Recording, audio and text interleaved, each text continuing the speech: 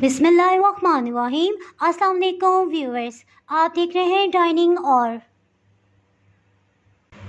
ये देखिए किस कदर सॉफ्ट है ये मैं आपको टेस्ट करके बताती हूँ।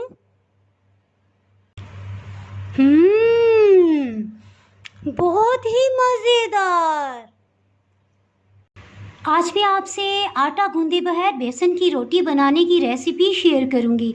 आमतौर पर बेसन में गंदम का आटा शामिल करके रोटी बनाई जाती है ताकि वो ना टूटे, लेकिन इसमें सिर्फ और सिर्फ बेसन का ही इस्तेमाल किया जाएगा। शुगर लेवल मेंटेन रखने के लिए भी रोटी बनाई जाती है। इसके साथ स्पेशल चाय की रेसिपी भी मैं आपसे शेयर करूंगी। इसके साथ ही मैं आपसे शेयर करती चलूँ कि मैंने तंदूरी बेसनी रोटी की रेसिपी भी अपलोड की हुई है, जिसकी रिकॉर्डिंग मैंने अपने गांव में की है। अगर आपने वो रेसिपी नहीं देखी तो डिस्क्रिप्शन से आपको इसका लिंक मिल जाएगा। इस बहुत ही जायकेदार रोटी को बनाने के लिए बेसन 250 ग्राम 1 पाव की मिकदार में ले लिया है। और अगर टेबल स्पून्स में देखा जाए तो ये तकरीबन 16 खाने वाले चम्मच इस तरह से भर के लिए हैं।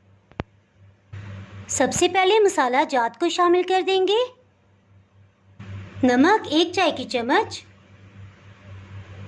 अधकुटी सुर्ख मिर्च आधी चाय की चम्मच, सुर्ख मिर्च पाउडर आधी चाय की चम्मच, 1 चाय की चम्मच का चौथाई हिस्सा गरम मसाला पाउडर ये शामिल करेंगे।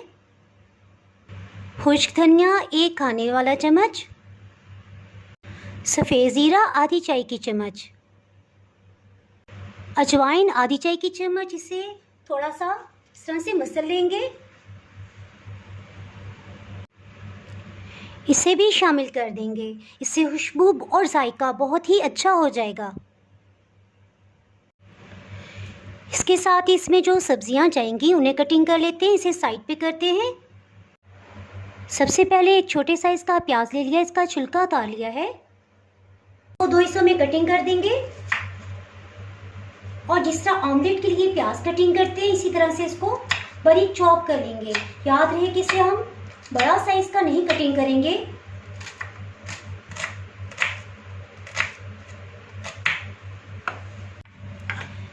इसको फिर से बारीक कटिंग कर लेंगे, क्योंकि इसको बारीक चॉप करना इसलिए भी ज़रूरी है कि इसकी वजह से रोटी टूटेगी नहीं।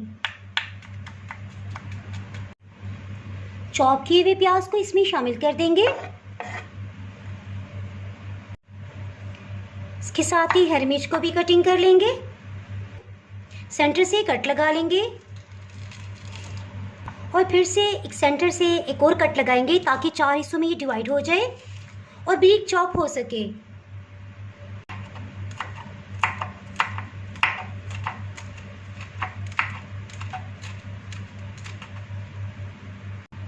चॉप की हुई हरी मिर्च को भी इसमें शामिल कर देंगे। एक छोटे साइज का टमाटर लिया है, इसका छिलका उतार लेंगे।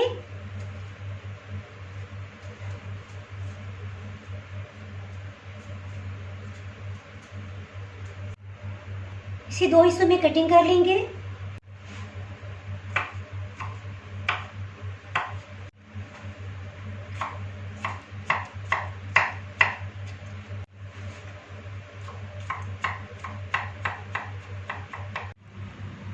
टमाटर को भी शामिल कर देंगे। इसमें पहले आधा ग्लास पानी शामिल करेंगे और अच्छे से मिक्स कर लेंगे। पानी थोड़ा थोड़ा करके शामिल करेंगे, एकदम से पानी ज़्यादा मिकदार में शामिल नहीं करेंगे। इसके साथ ही बकाया आधा ग्लास भी शामिल कर देंगे और इसको अच्छे से मिक्स करेंगे।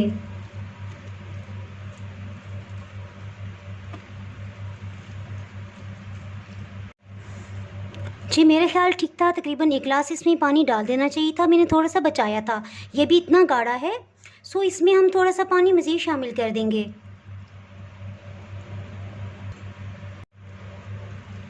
फिर से मिक्स कर लेंगे। एक छोटे साइज़ के ग्लास में से 3-4 टेबलस्पून पानी मैंने बचा लिया है। और ये देखें, जब इस तरह से गाढ़ा हो जाए तो बस ठीक है, ये तैयार है। इसके साथ ही हीट को ऑन कर लेते हैं। एक तवा रख देंगे, तकरीबन 1 खाने वाला चम्मच ये मैं कुकिंग ऑयल डाल रही हूँ। इसको हर तरफ बराबर से फैला लेंगे।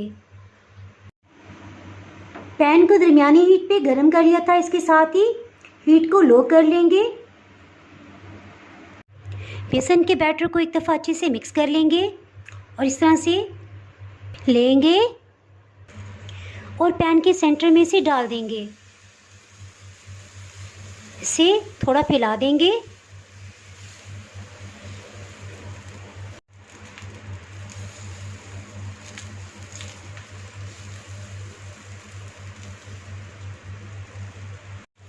तीन 4 टेबलस्पून इस पे कुकिंग ऑयल डाल देंगे।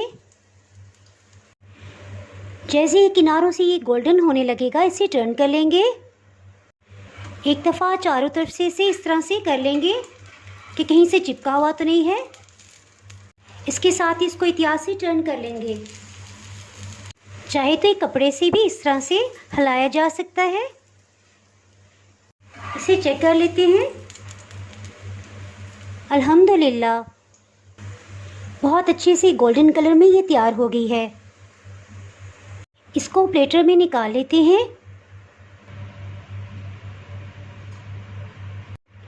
हीट को बिल्कुल लो ही रखेंगे और फिर से इसमें बेसन के बैटर को डाल देंगे। इसको चारों तरफ फैला देंगे।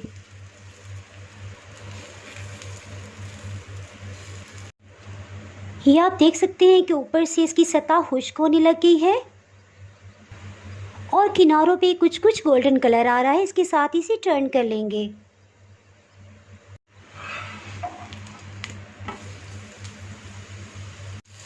अगर ज़रूरत महसूस हो तो आप इसमें मज़ीद ऑयल लगा सकते हैं। अगर आप चाहें तो इसमें मक्खन या देसी घी भी लगा सकते हैं। कपड़े से प्रेस करने का ये फ़ायदा होता है कि कोई भी जगह इसकी कच्ची नहीं रहती। अल्हम्दुलिल्लाह ये भी अच्छे से तैयार हो गई है। इसके साथ ही इसको भी डिश आउट कर लेते हैं।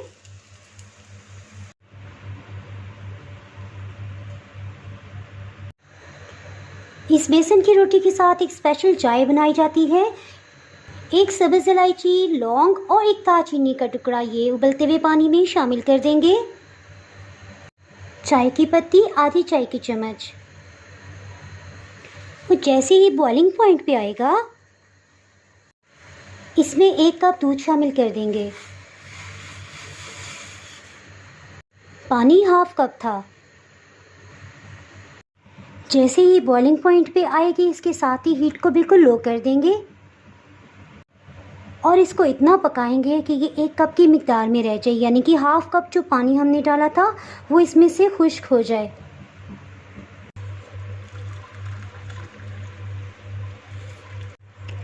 अगर आप चाहें तो इसमें चीनी शामिल कर सकते हैं, लेकिन अगर किसी शुगर पेशेंट को आप सर्व करना चाहते हैं तो इसमें चीनी का इस्तेमाल नहीं करेंगे।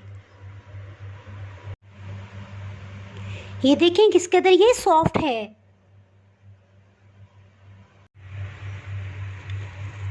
अगर आप मेरे चैनल पे नए हैं तो चैनल को सब्सक्राइब कर दें और बेल आइकन प्रेस कर दीजिएगा ताकि मेरी हर नई आने वाली वीडियो का नोटिफिकेशन सबसे पहले आपको मिल सके।